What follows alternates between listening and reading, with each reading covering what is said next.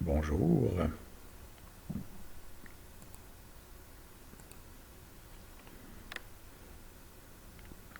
Alors, les objectifs à réaliser par l'équipe de développement ne consistent pas uniquement en nouvelles fonctionnalités à implémenter pour le client, donc ce qu'on appelle les récits métiers. Il y a aussi d'autres types de récits. Il y a des récits architecturaux qu'on a déjà vus en faisant, pas dans la théorie, mais en faisant les DevOps.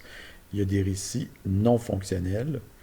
Donc, les récits architecturaux, d'abord, c'est des récits au bénéfice de l'équipe de développement. Donc, ça peut être l'architecture du logiciel, des diagrammes, des formations, des choses comme ça. Des récits, disons, non fonctionnels. Donc, par exemple, des récits, en fait, pour assurer le respect d'exigences non fonctionnelles du système, on va voir ça un peu plus loin.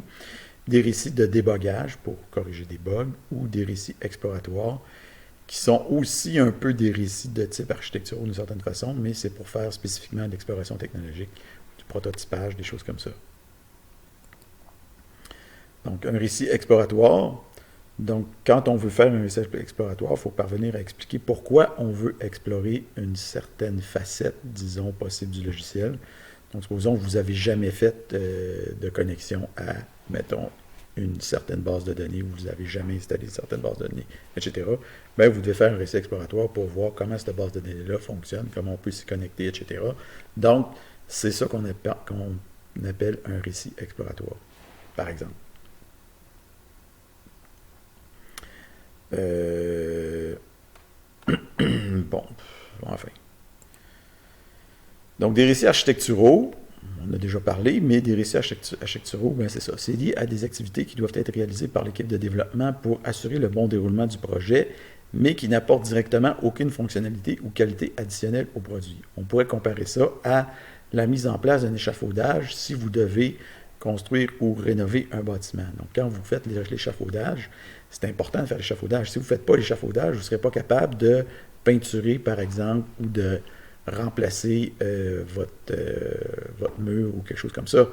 Mais pendant que vous faites l'échafaudage, est-ce qu'il y a de la peinture qui se fait? Est-ce qu'il y a un mur qui est en train de se remplacer? Non. Donc, pour le client, ça n'a aucune valeur d'une certaine façon de mettre un échafaudage ou enlever un échafaudage. Ce qui a de la valeur, c'est quand on peinture le mur. Ça a de la valeur. Mais mettre un échafaudage, ça n'a aucune valeur. Mais nous, en tant que développeurs, des fois, il faut mettre des échafaudages. Donc, ça, c'est ça. Ça fait partie de la game. Donc, c'est des récits architecturaux.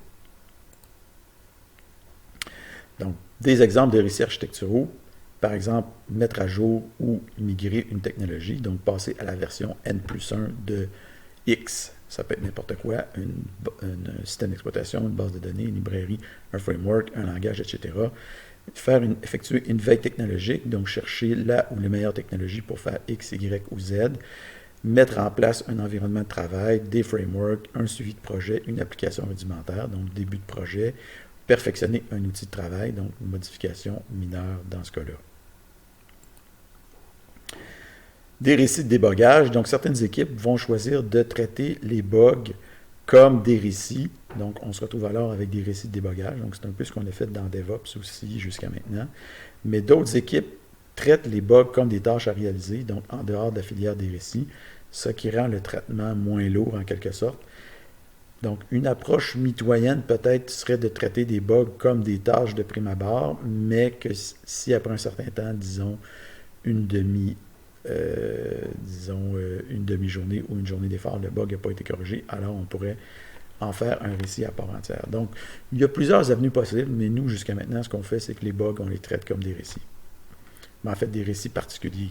Okay, on les appelle bugs. On tombe maintenant dans le domaine des exigences non fonctionnelles. Donc, une exigence fonctionnelle, c'est quoi? C'est une exigence qui répond à la question quoi? Donc, qu'est-ce qu'on va faire? Okay, donc, c'est quoi les fonctionnalités de l'application? Ces exigences-là se traduisent en récits métiers et ça donne des trucs testables. Okay? Donc, je veux pouvoir,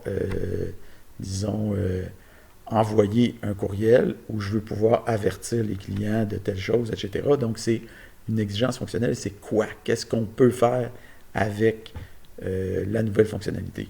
Des exigences non fonctionnelles, donc en anglais Non-Functional Requirements, ça répond à la question « comment ».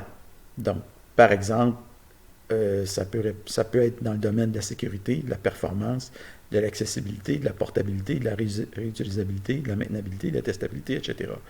Ça peut être des contraintes liées au système à développer.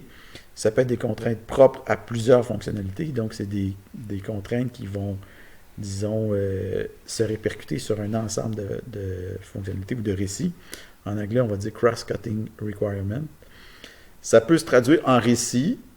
Donc, ça se peut que notre exigence non fonctionnelle donne un récit, ou ça se peut que ça donne aussi des critères d'acceptation qui vont se retrouver dans plusieurs récits. Évidemment, idéalement, ces exigences-là, bien que non fonctionnelles, devraient être testables.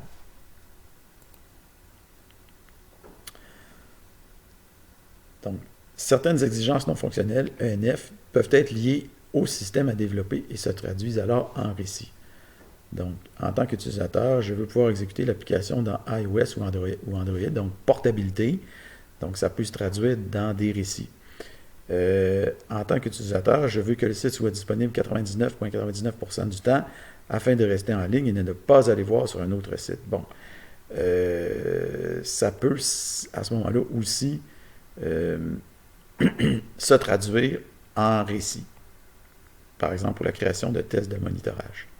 En tant qu'utilisateur, je veux avoir accès au site en espagnol. Encore une fois, ça se peut traduire dans un récit pour l'accessibilité en espagnol. Et en tant que client, je veux que les données soient migrées dans le nouveau système afin d'accélérer leur vitesse de traitement. Donc, ça implique de faire la migration, mais ça peut se traduire aussi, encore une fois, dans un récit. Donc, contrairement aux récits métiers, les acteurs des récits non fonctionnels peuvent être des employés des TI. Donc, des développeurs, des opérateurs, des techniciens, etc. Certaines exigences non fonctionnelles peuvent demander un effort considérable et d'autres non. Donc, le principe de division des récits s'applique aux besoins. Donc, si un récit est trop gros, on divise. Les exigences non fonctionnelles sont généralement plus difficiles à verbaliser sous forme de récit, surtout en ce qui a trait aux critères d'acceptation. Donc, comme pour les récits utilisateurs, les critères d'acceptation des récits non fonctionnels doivent permettre de préciser et de tester si l'objectif est rempli.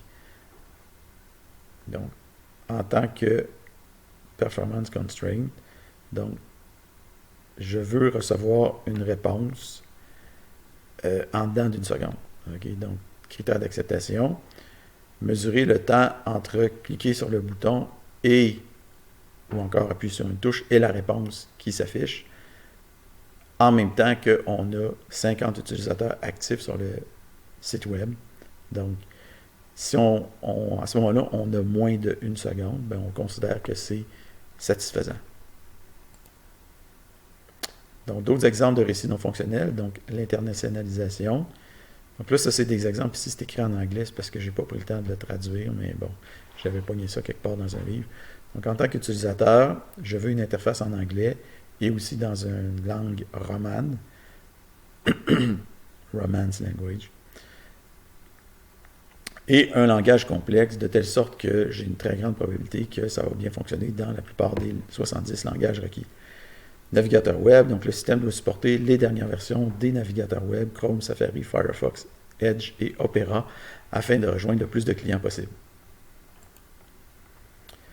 Il y a aussi des fois des exigences non fonctionnelles qui vont se traduire en critères d'acceptation, qui vont se retrouver à ce moment-là dans plusieurs récits. Donc, dans ce temps-là, ça va avoir un impact, c'est ça, sur plusieurs récits. Par exemple, au niveau sécurité, donc mettre en place la sécurité pour éviter le hack cross-site, ça peut se répercuter sur plusieurs récits.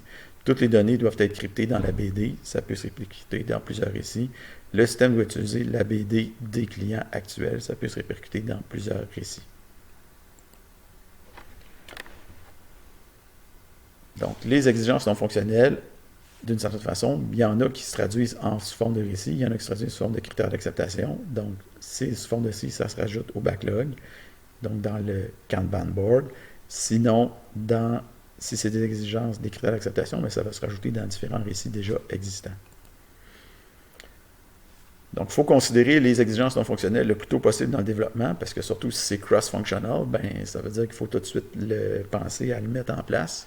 La plupart des exigences non fonctionnelles doivent être vérifiables par des tests. Donc, c'est possible, pas possible de tester directement, on effectue du monitorage. Il ne faut pas se fier au client pour définir l'ensemble des exigences non fonctionnelles parce que ça veut dire quoi, par exemple, la sécurité pour un client, la performance. Une application pour une banque va sans doute demander plus de sécurité qu'un site web qui affiche des recettes. Donc, vous avez maintenant des petites questions ici auxquelles vous pouvez répondre. Et quand vous avez terminé de répondre, vous remettez sur l'IA avec votre auto-évaluation sur 10. Donc, si vous avez 3 questions, 10, ça ne se divise pas exactement par 3. Je vous laisse le bénéfice de savoir comment, vous pouvez vous mettre 3 points et tiers par réponse si vous voulez. Donc voilà, c'est tout.